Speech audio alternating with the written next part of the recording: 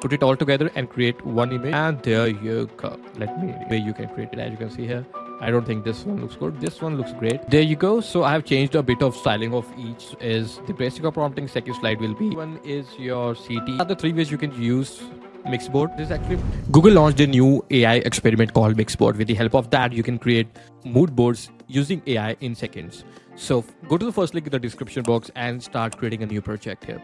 So here you have sample prompts that you can use to start testing this software. First, you can plan anything visually using this. For example, I want to plan my daughter's room. With the help of this tool, I can easily do that. Let me add the text here and give it a title like my daughter's room. Change the font. You can change the size of this and option like italic, add more formatting option. And I want to change the color as well. So let me add some bluish here. Enlarge that using the connectors here. Let me add this title to my mood board like that. Let me upload the blank image of my daughter's room like that. There you go. Let me enlarge that a bit. So here, this is my daughter's empty room. I want to decor it. Suggest few props to add just for the starters. Here you go. So it will start reimagining my room and start adding more props. So here I will add suggest a bed for this room. So there you go. Okay. So there's a, you can see here 1 second, however you want to like. So when you add suggest 3 wall decors. So let's see, keep on creating it until you are not satisfied with it. There you go. I think this one looks great. So whatever you are going to finalize, just start adding like here. There's a reason behind it. So with the bed, I want more bed option. So I don't like this one. So suggest 3 more beds. I will delete the one which I don't like. The max number of images you can create in one go is number 3, but you can input as many images you want to create a Mixboard. So I think this one looks great here. So I will add that. This is the final version and delete the ones which is not. So bed is done. The wall decor is done. So suggest study table, book, shelves and toy. So let's just wait.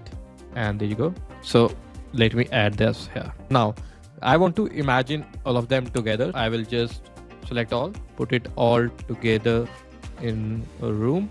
So it will just put it all together and create one image that visualize how my daughter's room will look like.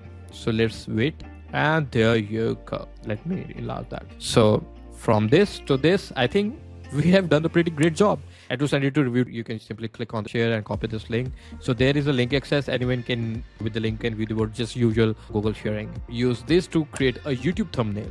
To do a YouTube thumbnail, I go to canva.com and download up the same resolution of what thumbnail should be in the 16:9. Let me download this blank here.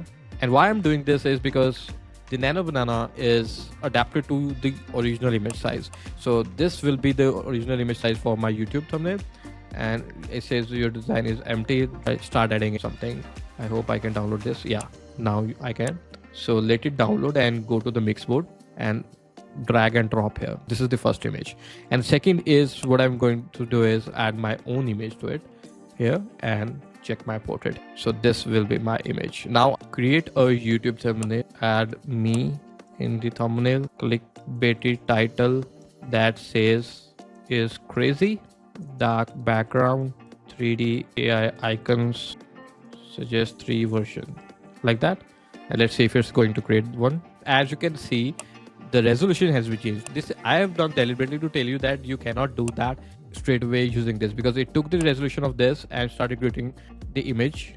So to work around this, you can simply upload your image on Canva, remove the background and place it where you want, then download it and upload that to the Moodboard. Now all our output will be in the same aspect ratio that YouTube accepts.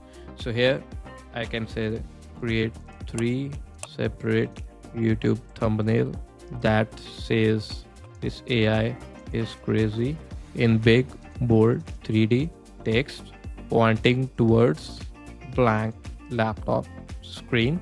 And I want to change my expression to excited, add AI icons behind as ambience, add glowy effect behind me. So just press enter and now you can see all 3 different images that is being created, Mixboard is in the same resolution that YouTube accepts. So this is one way you can create it. As you can see here, I don't think this one looks good. This one looks great and it can be used for the YouTube channel. This one is actually really good. And let's create a Instagram carousel post.